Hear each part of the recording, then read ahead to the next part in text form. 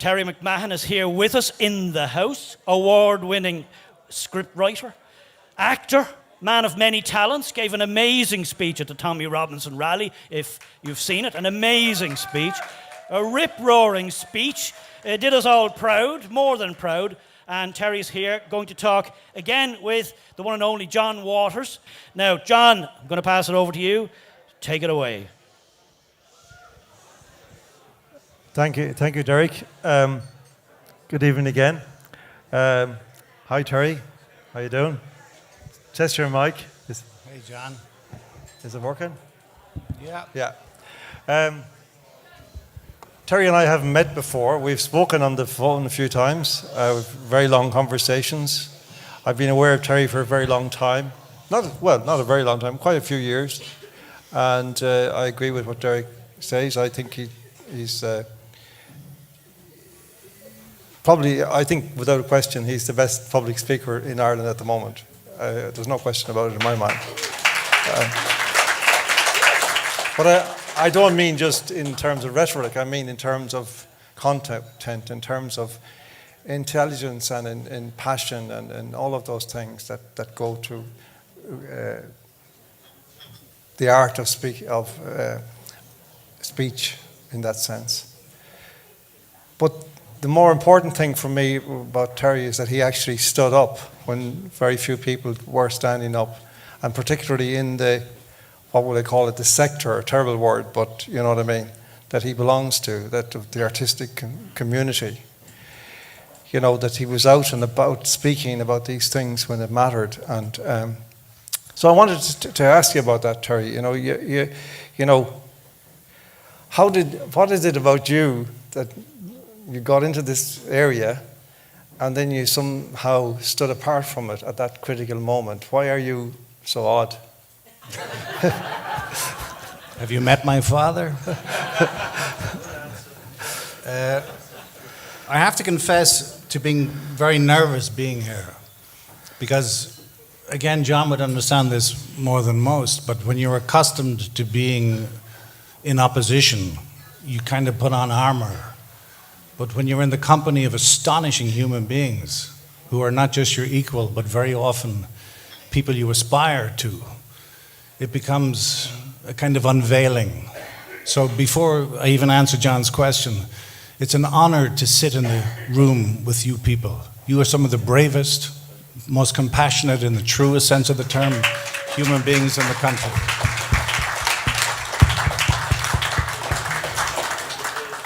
In terms of John's question about the so-called sector, as he rightly hesitates in calling it, I think the job, the responsibility, the reason for existence for artists was always about the gray area, always about questioning the function and form of those in power.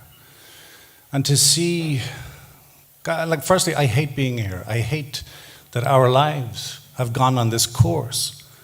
I would be an avowed liberal, lefty lunatic. And then to see the people that I adored, revered, and aspired to be become such collective cowards was devastating, like personally devastating.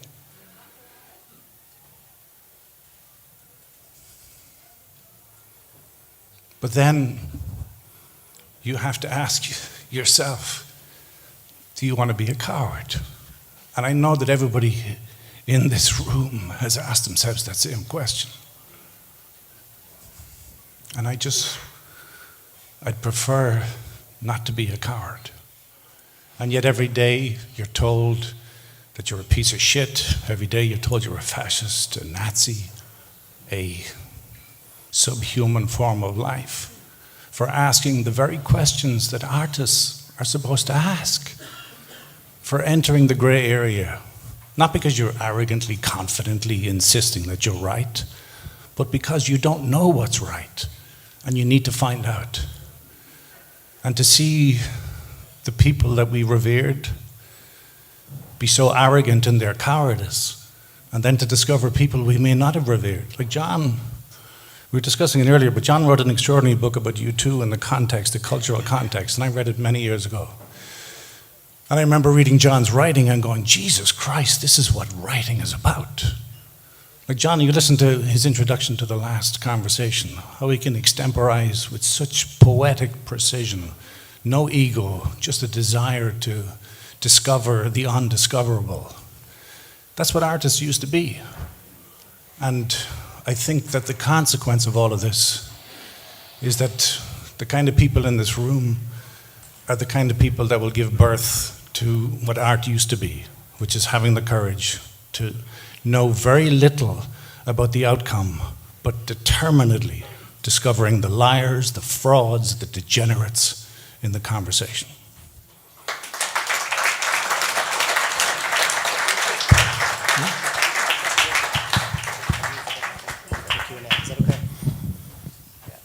Yeah. Terry, you said that thing you said about the words fascist and the fact that you were a lefty liberal. I was as well. I mean, I when I was a teenager, when I was a young man, I would have regarded myself as a left-winger. But kind of life got me by the scruff of the neck and shook me, and I changed then. But I didn't change, as it were, you know, in a kind of a vexatious way. I simply kind of said, no, this doesn't make sense. But what you said there about the words is so telling, because they know how hurtful those words are to people like you and to people like me. Like, there's to be called a fascist when you know what a fascist is, and that these people, very often who are calling you fascists, they're much closer to fascism than you'll ever be, even in your dreams.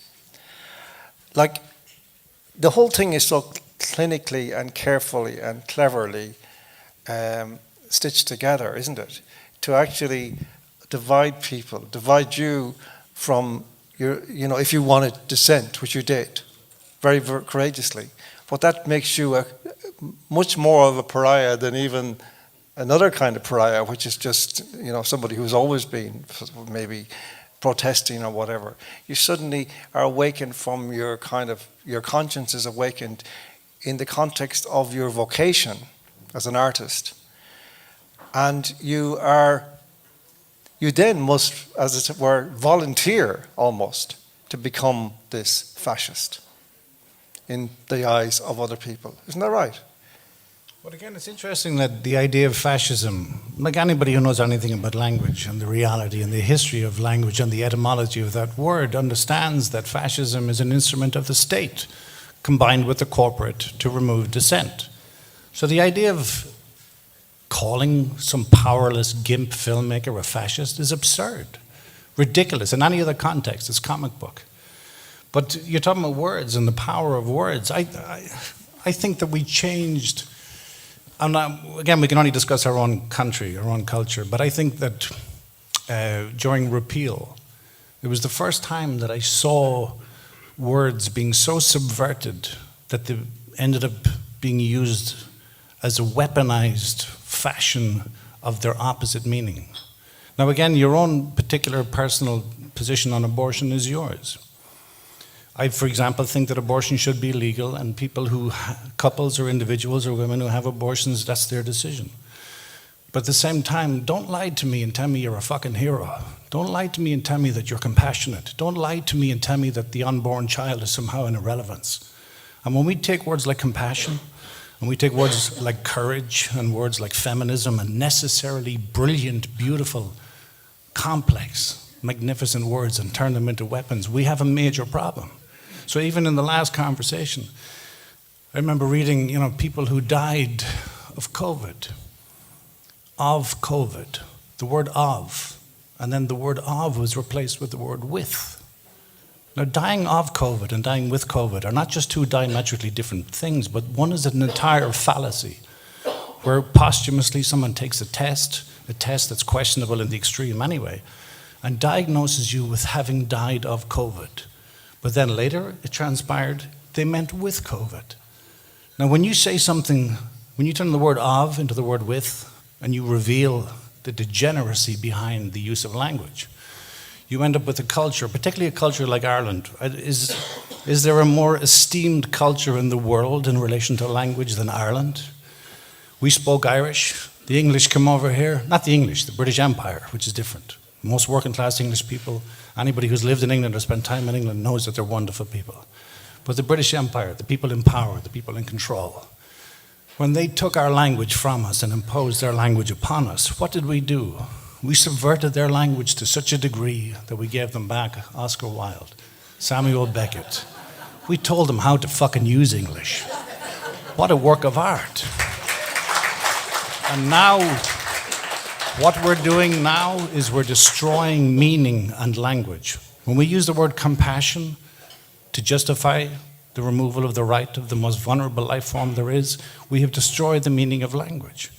And for me, language is everything, because you can have a conversation with somebody who doesn't speak your language. And because of your soul, because of your visceral engagement, both of you can understand each other on a profound level, where the truth of your interaction transcends the limitations of language. But when you subvert that, and the lie of your language creates a communal agreement that we are now all part of the lie, you have to have the decency and the respect for your culture to say, this is a fucking lie. And when you say that, liars want to hurt you. And in this room, the fact that you are the far right, Jesus Christ.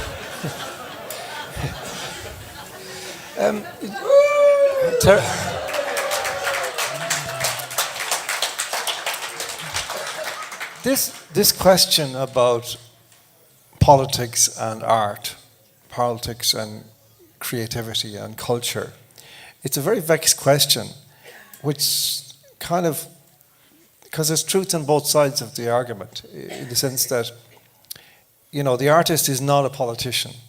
He's not duty bound to make speeches, nor is he necessarily bound to put politics into his work.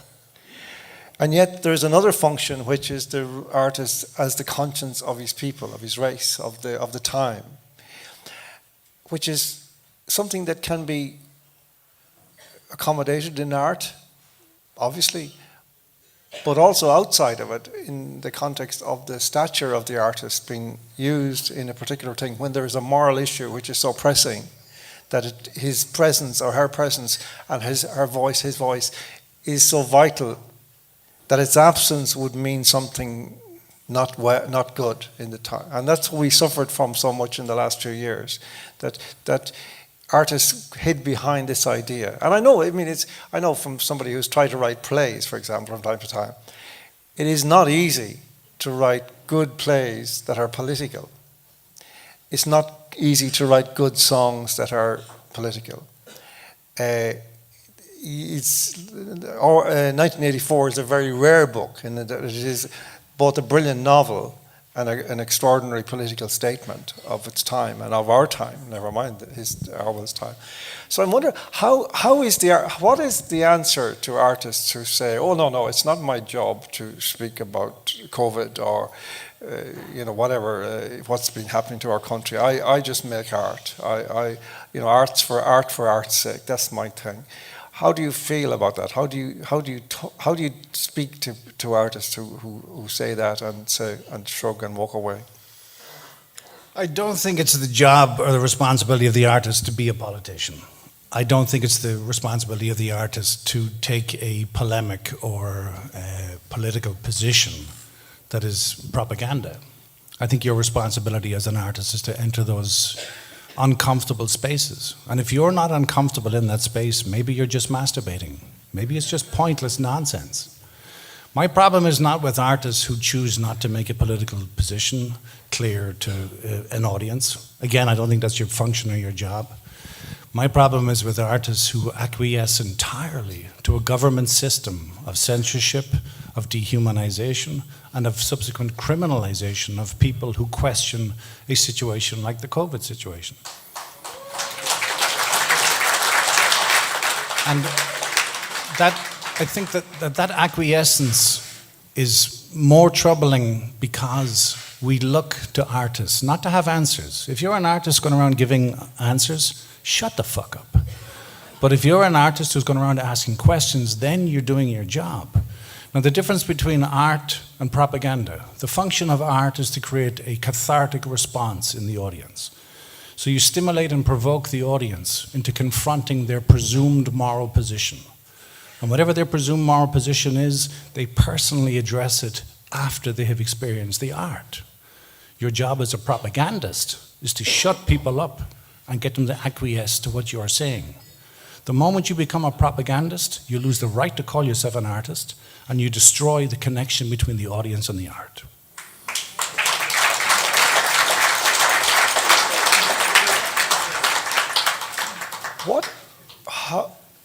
What role do you think does public funding play in the relative silence now and the relative cowardice of most artists? And I don't mean that in an accusatory way necessarily, because I don't mean that it's wrong to fund artists. It isn't. The state should fund artists. The people should fund artists. That was always part of it. Maybe we could ask questions about the mechanism. But the principle isn't wrong. And yet something seems to have gone wrong, doesn't it?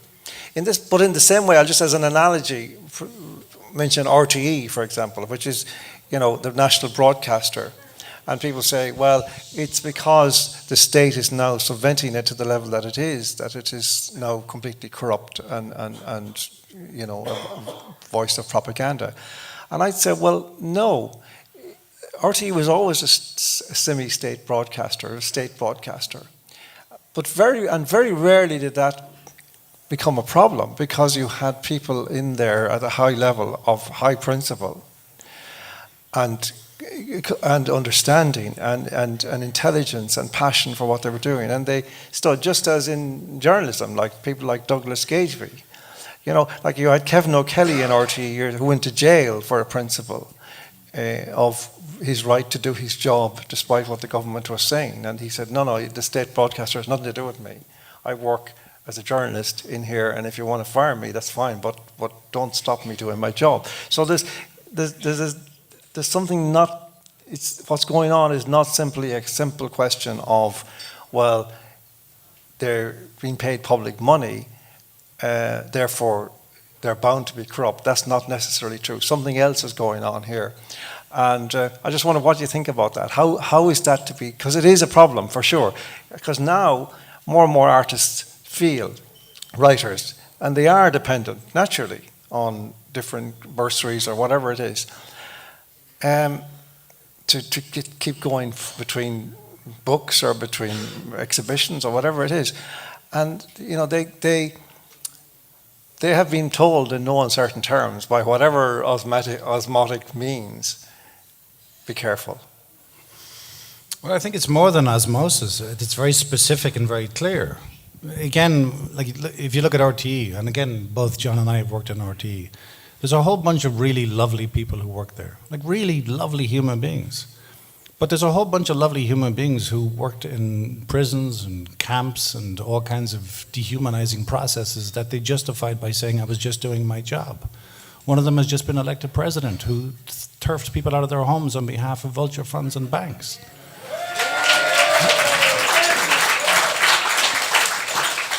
So when we talk about the idea of culture and the value and the necessity of art, I don't have a problem with anybody being funded by any organization. For me, the major problem is that, again, I'll use repeal as an example, only because it's the example, but how many documentaries were made, short films and feature films, about Repeal the Eighth? I was asked to direct 2 of them. I was asked to make speeches on behalf of Repeal the Eighth.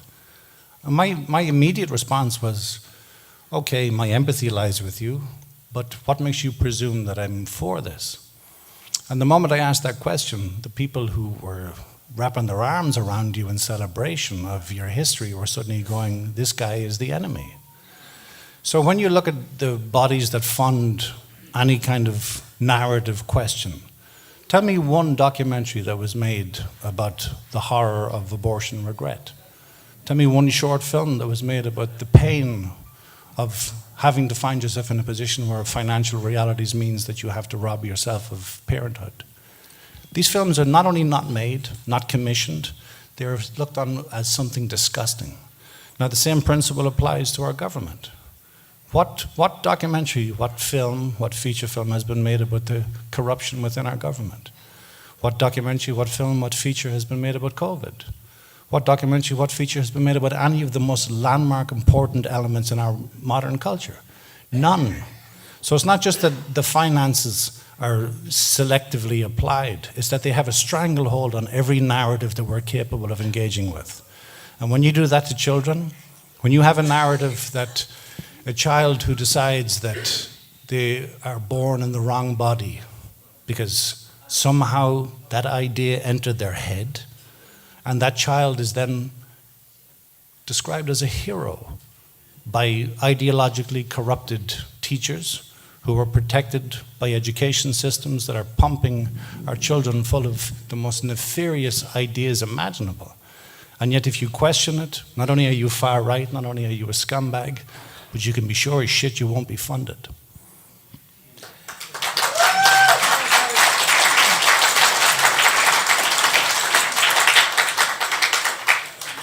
Yeah, I want to ask you about this word, this term, far right, and right. That. I'm sorry. I'm really sorry for interrupting. That lady who asked that question, please do ask that question in a minute, because part of what we, Seth and John, want to do is we want to have a conversation with you. So please, thank you. Another few minutes, and then we're going to the floor. So shut the fuck up until then. Yeah. This is. I'd love to hear what do you feel, Terry, when somebody calls you right wing or far right? What does it do to your psyche? It's strange because, again, we're back to language, the meaning of language. What did far right mean? Like, far right was something to be ashamed of in terms of the history of humankind. To be far right meant that you robbed people of their humanity, you subjugated them, and you destroyed them. And now these terms are being used to describe somebody who dissents. And I'm talking about, for me, a very qualitative dissent, where you go, is it wrong of me to question why my children are being taught that somehow invasive surgery that can augment their body for the rest of their lives, where an open wound is called a vagina, by adults who are fucking insane, makes me far right? Then I'll be far right.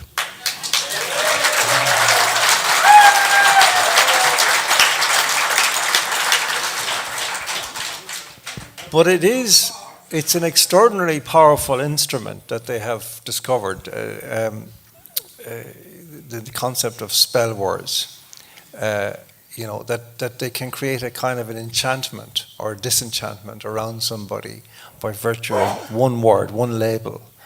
And the whole idea, see, because we grew up, I mean, you're a good few years younger than I am, but we kind of grew up in the sort of slipstream or the after effect of the 1960s, the 60s revolution, in which there was a sense of freedom in a particular context, a sense of individual freedom, sexual freedom, all those things.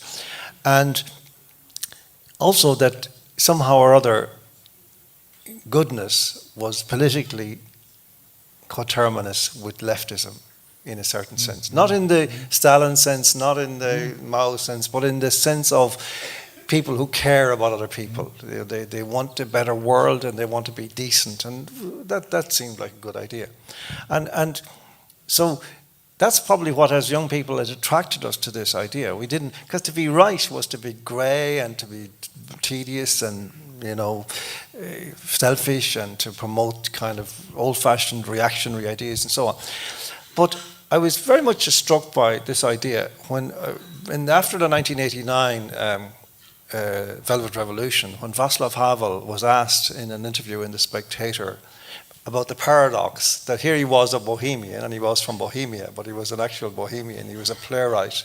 He was a dissident of the kind of pure, like the Velvet Revolution came from, the word came from the Velvet Underground. I mean, that because they were a huge influence on Havel. And all of this, like, it was rock and roll. It was all these things. And so the two things seemed to be, there was a contradiction, because as the interviewer said to him, like, you're actually after overturning a socialist regime, a left-wing regime. So what does that make you? And he just said, my heart is on the left. And I thought that was beautiful encapsulation of my life and your life probably as well, your outlook on life. And in a certain sense, we are on this side of the line, in a certain sense. There's no, yeah, we're good with it, but we're sort of exiles from that other side because we couldn't take any more the illogic, the unreason that was pertaining to so much of what was going on there. Isn't that right? Well, again, I don't know if any of you have read anything from Václav Havel. He's an amazing playwright, and he became the leader of his nation at a time when people believed in the alchemical power of, again, compassionate artistry, before the word compassion was bastardized. But I'm not all right with it. I hate feeling othered. I hate the fact that language has been so destroyed that your sense of self and your family's sense of self and your ability to make a living and your ability to walk into a space without people staring at you in that accusatory, self-righteous manner. I would like to pretend that I don't give a fuck, but I do. It hurts every time because it's not true. And the idea of the truth, again, we talk about a post-truth era, but the idea that truth is no longer relevant. The idea that artists no longer aspire to that rock and roll thing you're talking about. One of the things that made artists amazing, one of the multiple things that made artists amazing, there's a good friend of mine here, we've been friends since we were kids. He's a whistleblower who changed the reality for vulnerable people in state-ordained, state-paid-for institutions. And yet as a whistleblower, he's regarded as a scumbag. We had this idea that artists were the people who had the courage to walk into a room and regardless of the lies being told, they found that whispered voice to speak the truth. Now, unfortunately, too many artists not just speak the lie, but scream it and demand the silence of anybody who doesn't agree.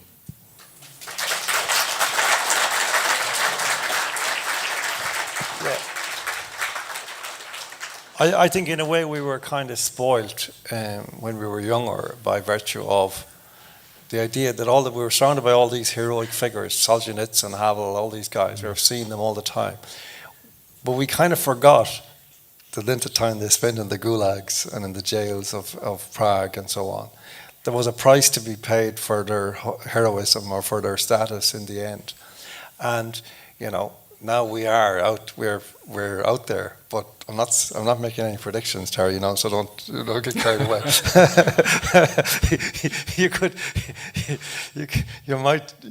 We might all die as far right fascists. So don't get your hopes up. Anyway. Terry came up with this idea when we discussed this evening the very first time. He suggested that we should open it to the floor for the second half. So I think there's a roving mic somewhere. Yes, Stephen has it there. So anybody want to join in?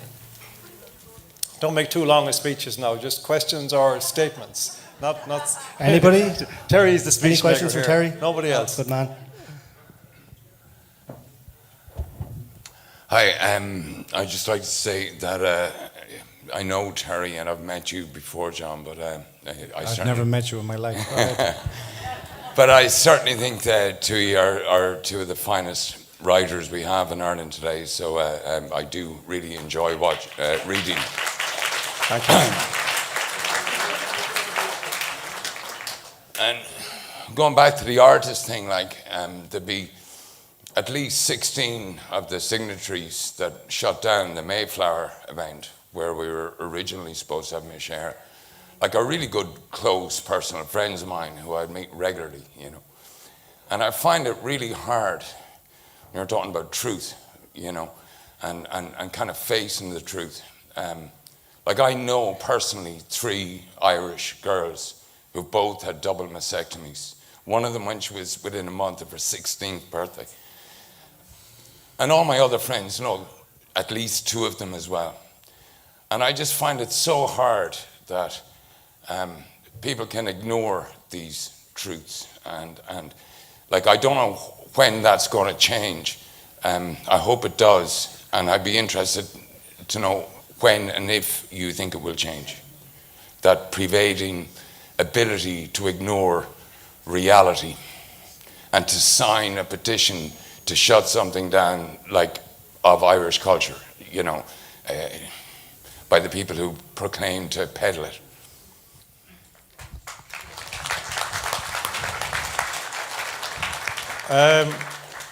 It's a very good question. It's a very sobering question. You know, I wouldn't be making any predictions for the short or medium term on that one, because the rot is too deep.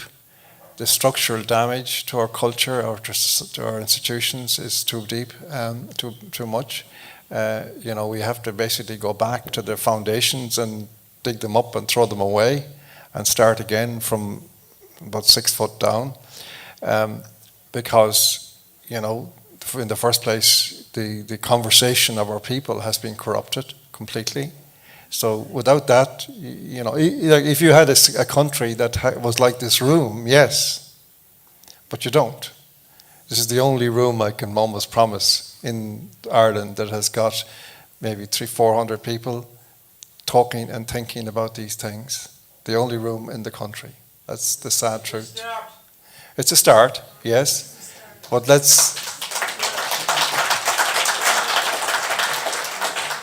we need to work on the contagion element, you know, and to get that message out. But that is the way, I believe, one by one. And on that point, before I asked Terry to come in, like on that point, I always say to people, you know, people say, well, what can I do? You know, you can do in your life, in each encounter, every day, to simply say to that other person, whoever they might be, what you know to be true. A friend of mine has a great saying, if they don't know, you have to tell them. That's the power of the powerless that Havel talked about. If people are asking you, if they ask you a question, don't fudge it, don't dodge it, don't tell them what you think they want to hear. Tell them the truth. And that's the way we'll win this.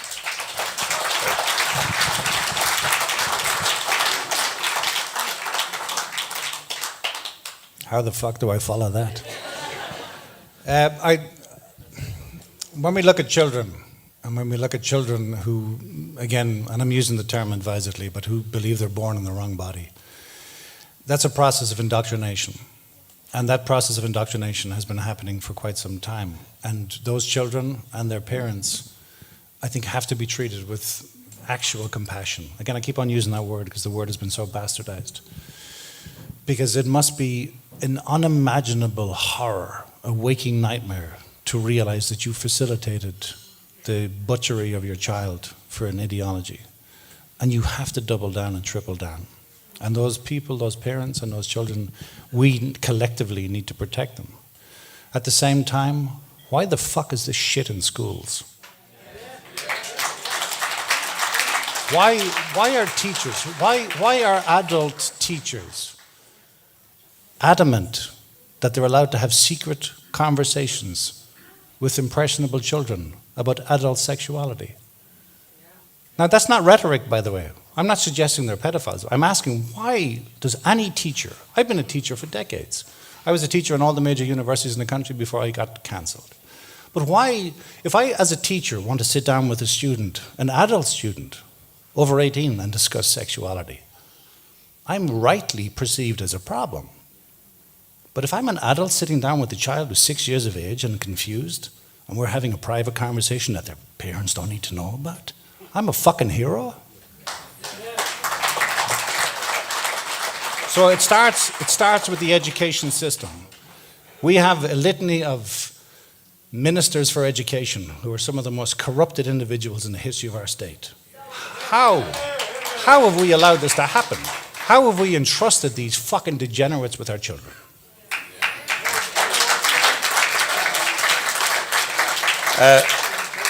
I think there are many reasons, just to address that question. There are many reasons or many explanations for why this is happening. But one of them undoubtedly relates to the last event that we with John Wedger and Suzanne.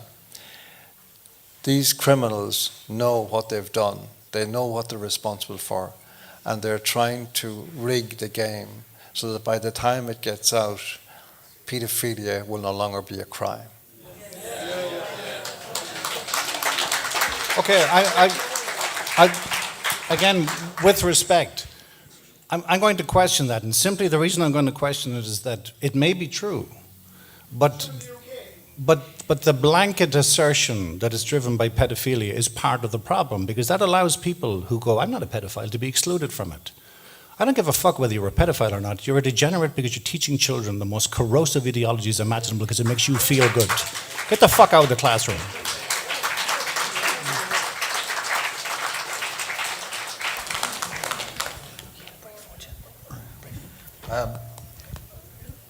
Can I ask you, what's your opinion on the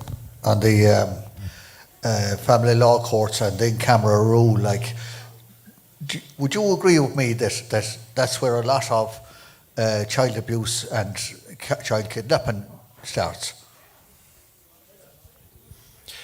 Well, I've been talking and writing about the family law courts for a very long time, nearly 30 years. And yes, I think they're absolutely rancid.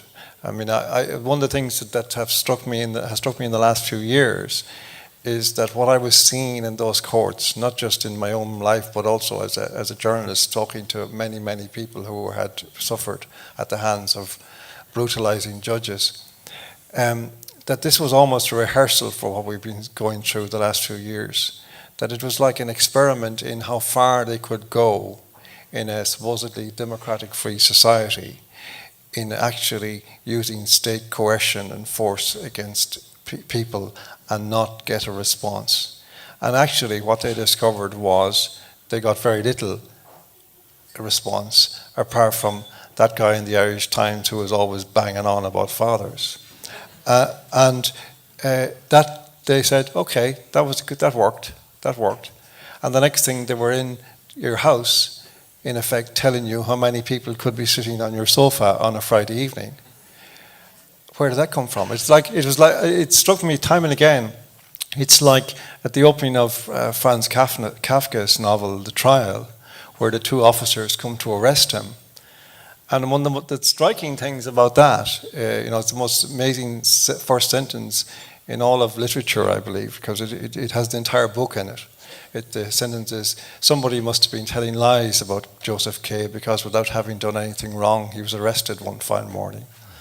But the most sensational thing about that is that the officers, what they do, one of them sits down at his table and eats his breakfast. And the other one tells him, that nightdress, you better be getting a different one because that won't last long in the jail, you know. Now, this is what's happened fundamentally in the last 6 years, if you want to go right down, is that the state has claimed the right to interfere in your most intimate life, to come into your house and tell you who should be there and who shouldn't, to tell you when you can leave your house. Because remember, they didn't just tell us that you have to, we misremember this. I think a lot of people misremember this and think, oh no, they said you could leave your house but you could only go 5 or 2 kilometers. No. They told you you can only leave your house if you have a good excuse. And then you can only go 5 kilometers or 2 kilometers. But they were telling us you can't leave your house until you have a good excuse. And you had to give that to a guard. And he decided whether that was a good excuse or not. And if it wasn't, he sent you home again. This is how did this happen? How did we allow this to happen? And promise me, please, will everybody tell me it'll never happen again?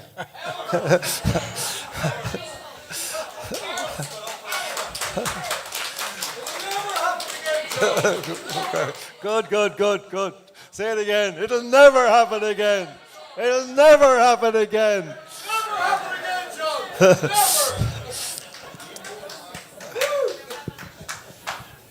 Unfortunately, it's happening right now. Yes, it is. It is. And it's happening with these movements. Again, the so-called trans movement. And again, to make it very clear, somebody who identifies as trans, they're human beings who should be treated with the respect that all true human beings should be treated with, but the trans agenda doesn't give a fuck about those people. All it cares about is the corruption of the idea of family. Like John is talking about intimacy. If you read 1984, what's remarkable about it, and again, he's talking about Kafka, and both of them are detailing the incredible humanity of intimacy. Read 1984 again. It's an incredible book, but read it and this time recognize that it's a book about intimacy, about the regulation of intimacy and the dehumanization of intimacy.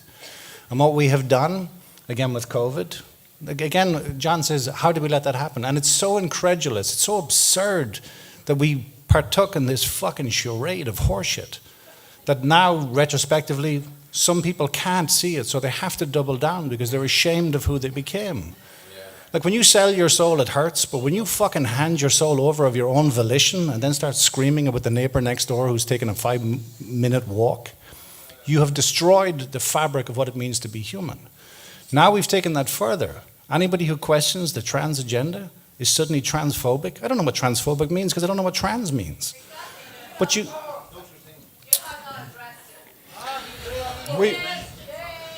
Listen, love, we actually will, because that's why I said to you earlier, and when the microphone gets to you, we happily will. Maybe I'm fucking addressing it now. Okay, so when we talk about the idea of transphobia, what does it mean? We're talking about a phobia that is applied to something that not only is nefarious on every level and destructive on every level to society, to children, and to families. We are talking about it as an act of heroism. There is no heroism in destroying humanity.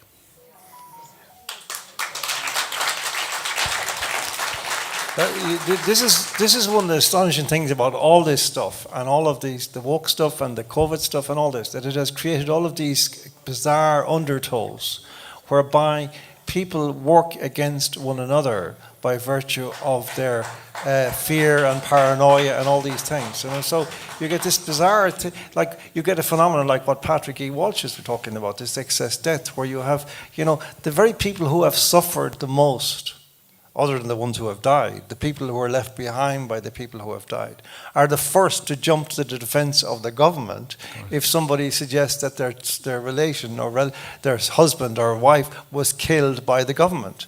They'll be down the throat of the accuser instead of actually, and that's not an accident. This is all engineered. It's all part of the thing. So, the trans thing the same. I mean, people, you can watch people and see their response. They immediately, most people come out with the RTE response. And when you then say, well, yeah, but what about this? They then say, oh, well, maybe that, yeah.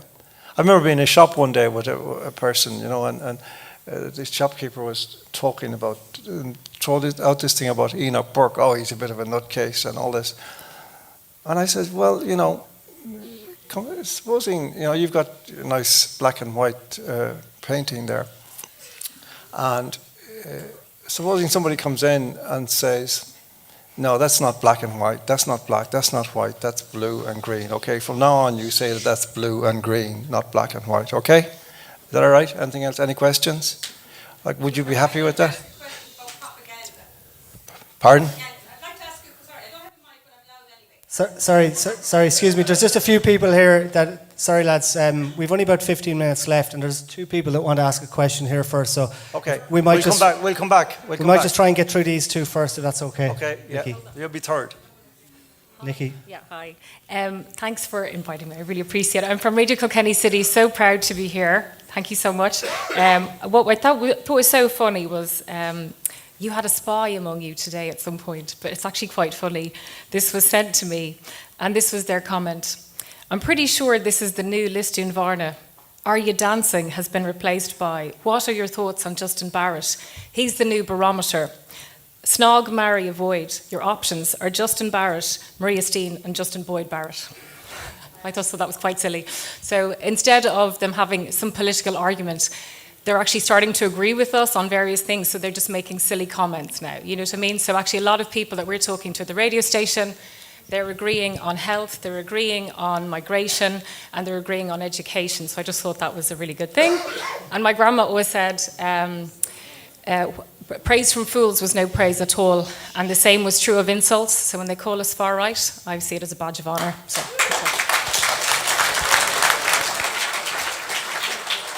Well, yeah, I mean, when both the Taoiseach and the Taoiseach in the same week say the same thing as the far right have been saying for years, you kind of have to wonder where the line is anymore. Because, but remember the rule. I invented 4 rules some years ago to ground myself whenever I was wavering in my thinking or not sure what to make of anything. And the 4 rules are: number 1, every word out of their mouth is a lie. That still obtains. Number 2, they're not in charge. Number 3, it's not about your health. Number 4, they're trying to kill you. So even though the Taoiseach and the Taoiseach have both said that told us that 80% of people in IPAS centres are not asylum seekers, they're actually refugees. We knew that already, but that doesn't mean what you think it means. It doesn't mean, well, now we're going to act on the logic of that. It means we're saying that to shut you up. And when you've been silent for 3 or 4 weeks thinking something's going to happen, we're going to go back to the way we were doing things before. That's what that means. Just one more. John, just for a second, John's 4 rules sound like a standard domestic relationship. But Nicky, it's great to see you, by the way. But just again, that lady who asked about Enoch Burke, I'm going to phrase this, forgive me if I was a bit hasty with you earlier. Enoch Burke is hard to like, but Enoch Burke might be one of the bravest human beings this country has ever created.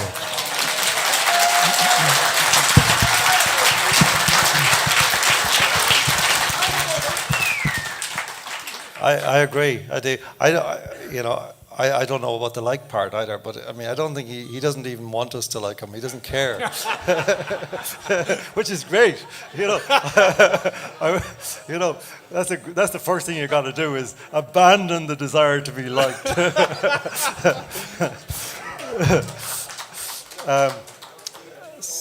I think I've said before the Burkes are the moral immune system of Ireland.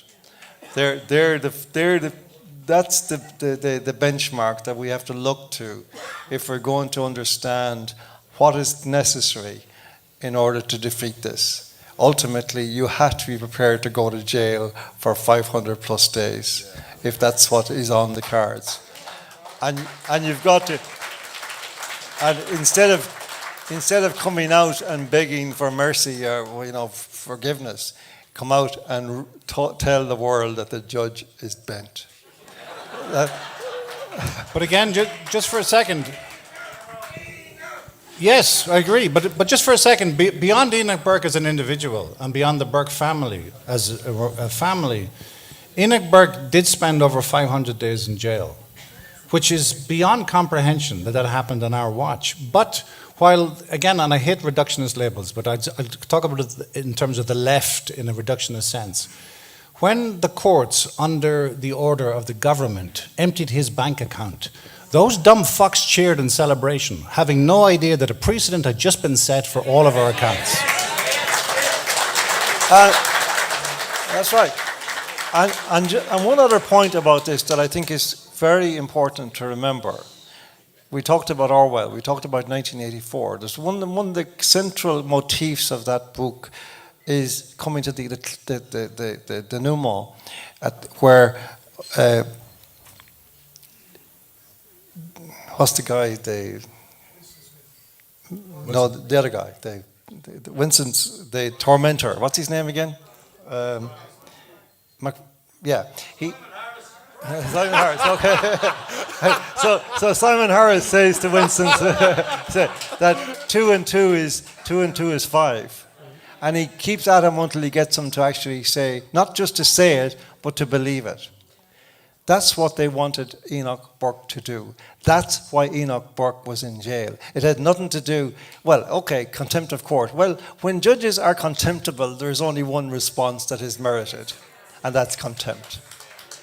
And that's what happened here, because they twisted the meaning of the case in order to try to discredit Enoch Burke.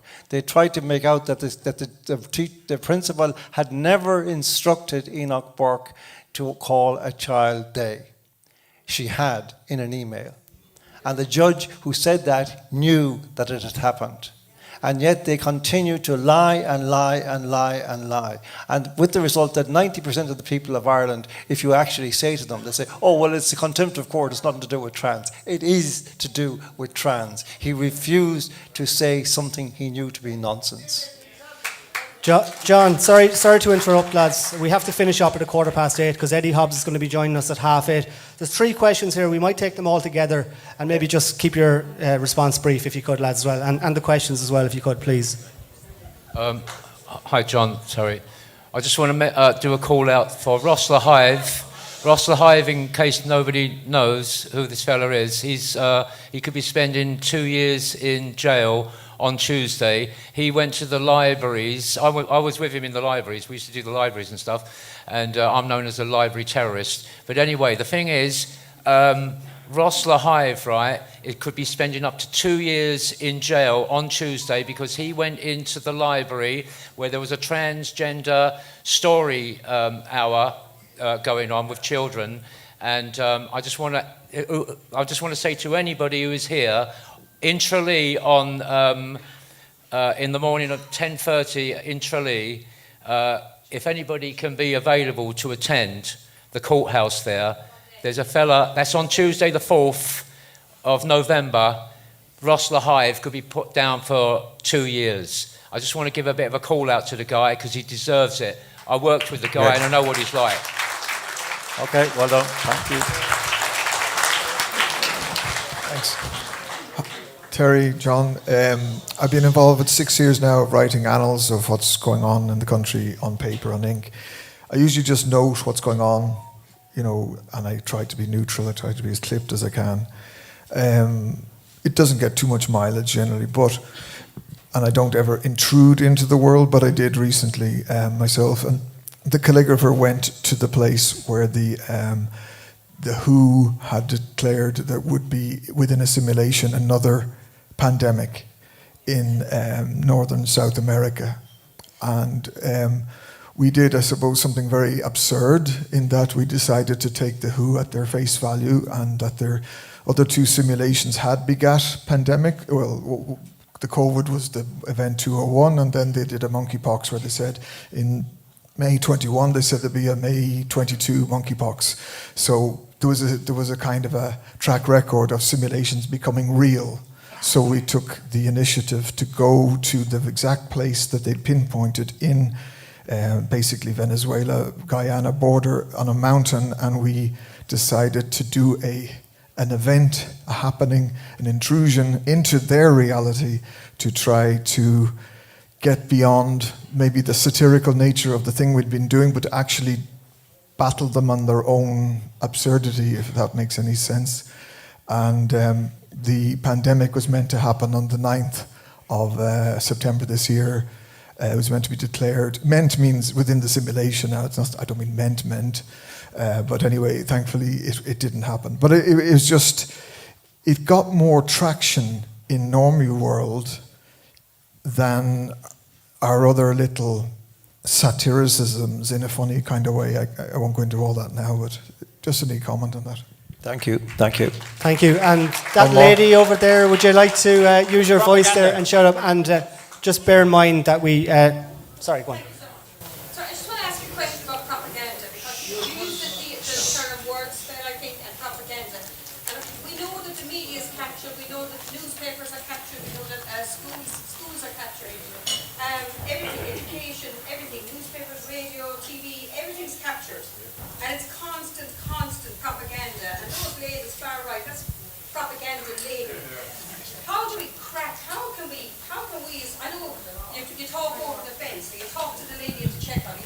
How can we crack this? How can we, because this is relentless what they're sending our way. It's social media, it's the television in the corner, it's the TV in the corner, it's the propaganda machine. It's relentless. Don't watch it. TV.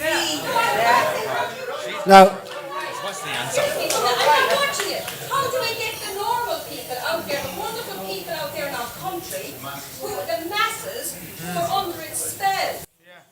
Terry and John, if you can just answer all those questions in under 2 minutes, that'd be great. Thanks very much. Thank you. I was, yes, Rosla Hive, certainly, yes, and thank you for that. I'm sorry, I'm going to have to give you a very simple solution to your problem. Just buy them my book for Christmas.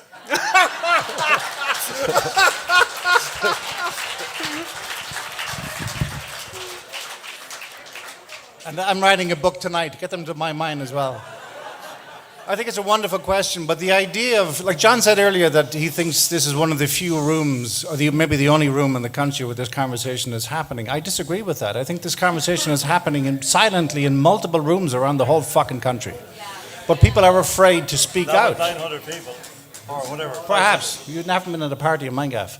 But the idea of propaganda, the function of propaganda is to create an inevitable outcome. The function of art is to create an outcome that is hitherto never conceived of. Start being an artist and stop being a fucking propagandist. That's all I'll say.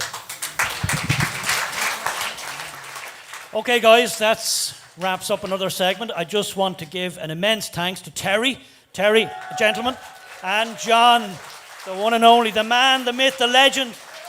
John, you've done absolute Trojan work there for the last couple of hours. Absolutely spectacular.